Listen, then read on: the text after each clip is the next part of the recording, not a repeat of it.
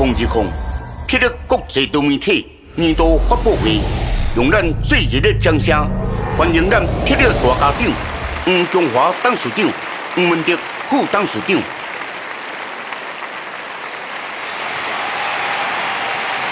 杨秀剑现场真侪好朋友啊！我都看到那是豆腐人，也是公关。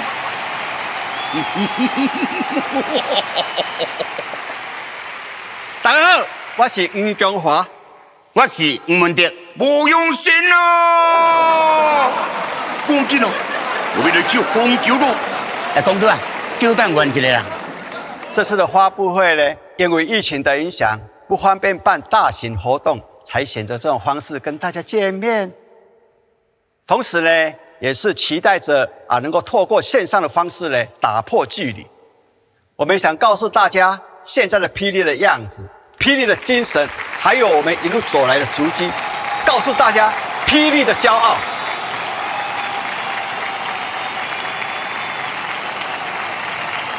感谢在座咱真侪朋友啊，拢是我的老兄弟、老朋友啊，亲像苏焕金啊、叶律师、叶小体、替天地、真假仙顶，也有真侪朋友啊，是咱电脑、手机的面前啊，拢有咧收看咱这次非常特别的霹雳发布会。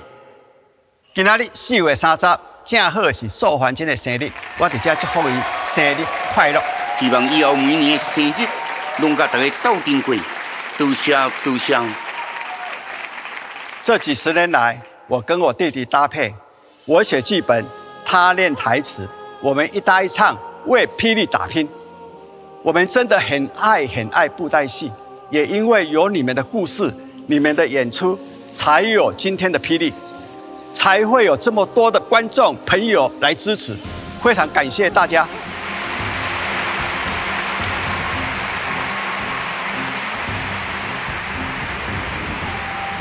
霹雳一直拢在变大汉。如果细汉的时阵，咱看录影都大汉的，不一定即摆拢会当做阿公啊。时常伫配音的时阵看到这角色，感觉我拢老啊。结果呢，大咖的恁也是拢无变。较早阮咧经营的时阵只要将这个内容做好，大家自然就会来看。即马时代无同大家看戏的方法甲选择拢加真多，将内容做好已经是基本功了。要怎样将迄个布袋戏推广给大家知影，嘛是变成阮重要的课题。可以说，现在霹雳面对的困难，比我们那个时候的还要艰困。霹雳应该如何面对这样的困境呢？这个重责大任呢，就交给霹雳的总经理亮星现在呢，就请亮星来为我们发表霹雳的年度新计划，请。从阿宙到我们这一代，布袋戏都在我们的人生当中留下足迹。而我希望透过霹雳不断的传承延续，能在世世代代的生活中都能够看见霹雳，拥有霹雳的美好回忆。就像刚刚董事长说的，因应新的世代与新的挑战，霹雳也得跟着 update 才行。今天4月30号是我们束环珍一哥的生日，也趁着这个机会，第一次用发布会的形式，正式的跟大家来说，霹雳正在做什么，霹雳的未来要往哪个方向走。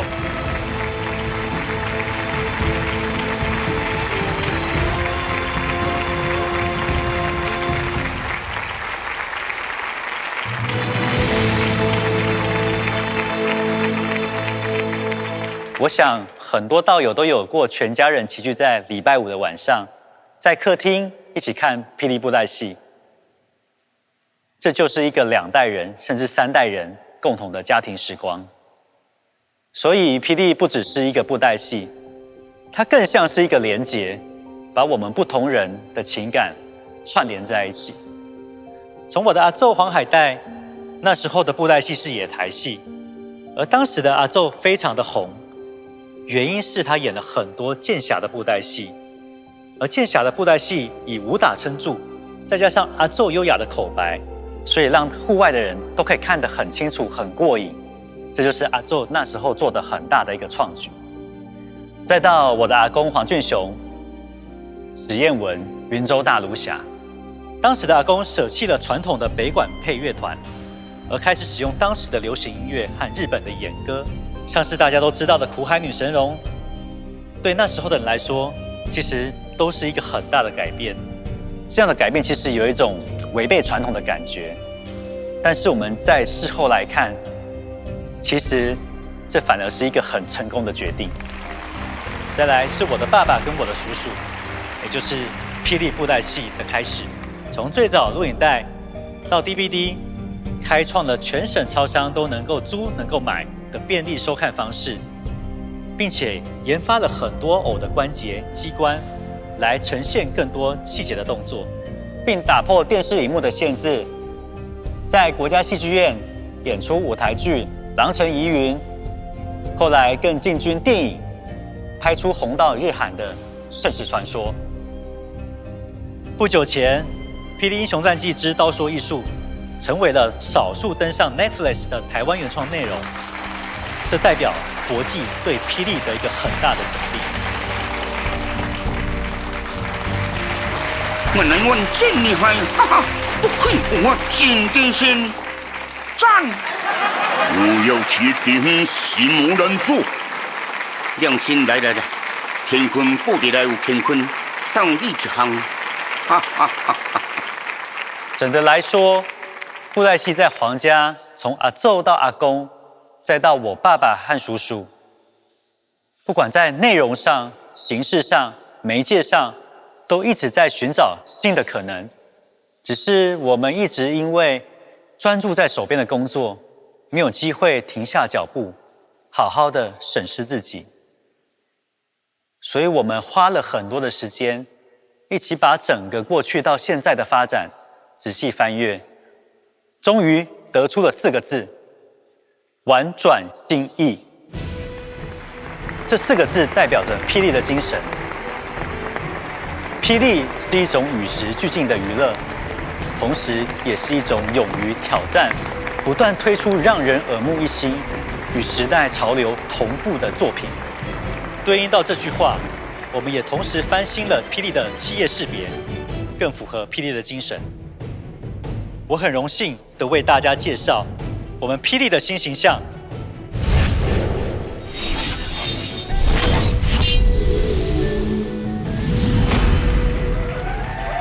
霹雳的精神隐含在这30多年来走过的每一道坎，每一部作品，每一个霹雳道友与霹雳员工的血意。就像我们新的 logo， 一个戏台的形象，代表我们一直以来都想把最好的作品带给大家。纵然霹雳不断创新，但绝对不会忘记我们的初衷。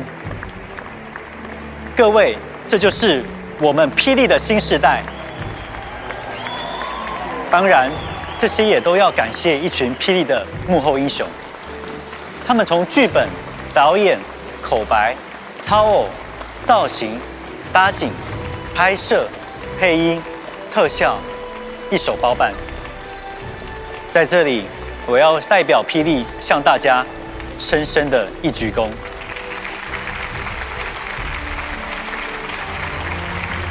轮到我这一代，霹雳的戏剧里面，依照不同的形式，共分成2条线。第一个是最经典的霹雳系列，每周2集，至今仍是全世界最长的周播剧，可以说是霹雳宇宙能够不断扩张的最前缘。它不断的在长大。先用你吗？第2个是霹雳英雄战记系列，我们其实可以把英雄战记系列想象成霹雳宇宙的一个平行时空，主要的目的是要让过去没有看霹雳系列的人，可以很快的就进入到霹雳的世界观里。我们要打造自己英雄的宇宙。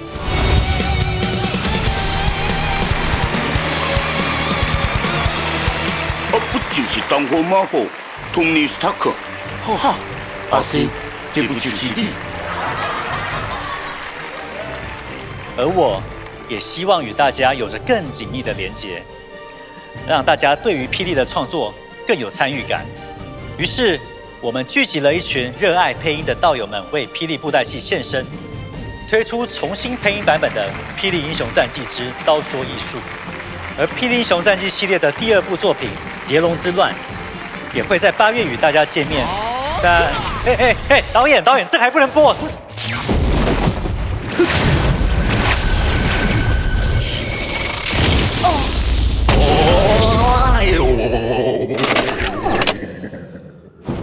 在如此，你无可能有这种力量。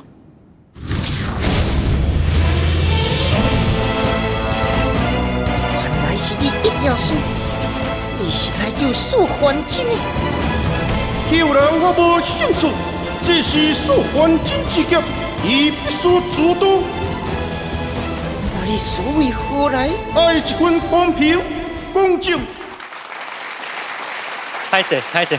刚刚现场出了一点状况，我们再回到正题。除了霹雳系列的2个作品线之外，霹雳也走出台湾，跟世界合作。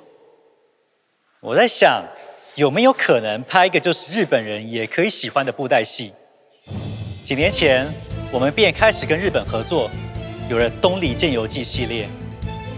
我们请了日本动漫大师徐恩玄老师来创作剧本，并且由他们去设计日本人也会喜欢的角色形象，然后再加入霹雳的元素。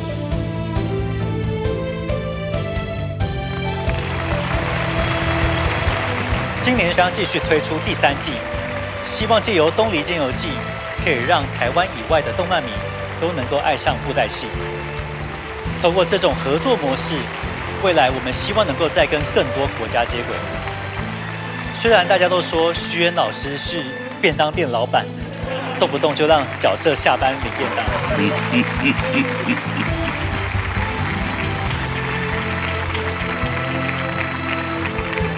以上的作品比较都是仙侠系，可是我觉得霹雳可以再特别一点。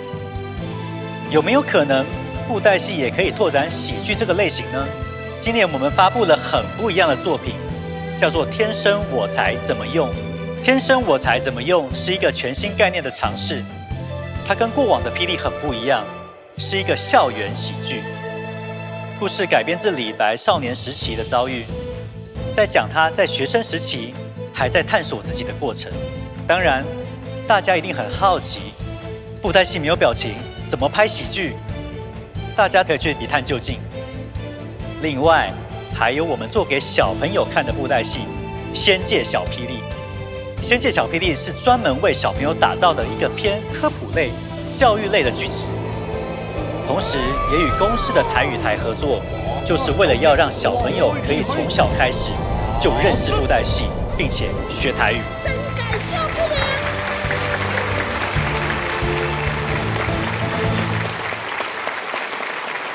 这场有多少吗？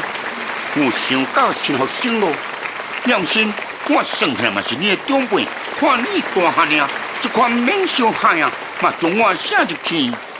好，我会再商量看看有没有机会让3位前辈出现在这些系列里面。接下来是平台媒介，也就是霹雳 App。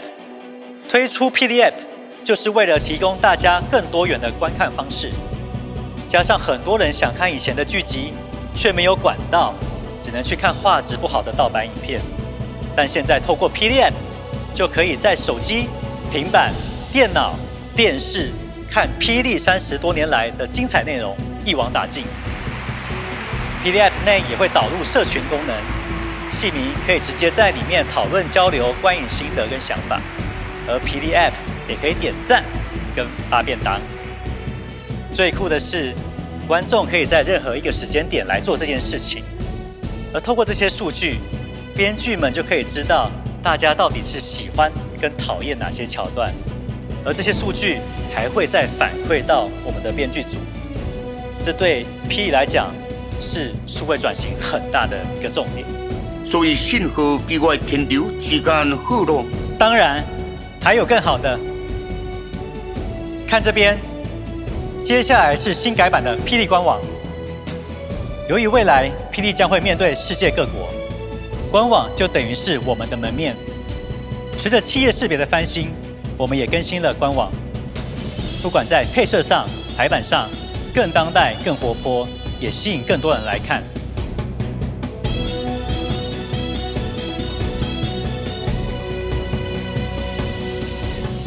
最后有一个大家期待已久的消息，我们也已经努力了很久，那就是霹雳的第3部电影《兽环金》。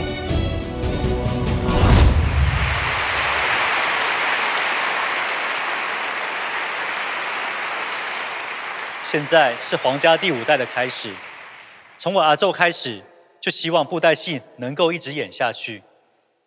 对我来说，布袋戏不只要一直演下去，我还希望能有更多不一样的类型，更多跨文化的合作，让全世界都能够认识布袋戏。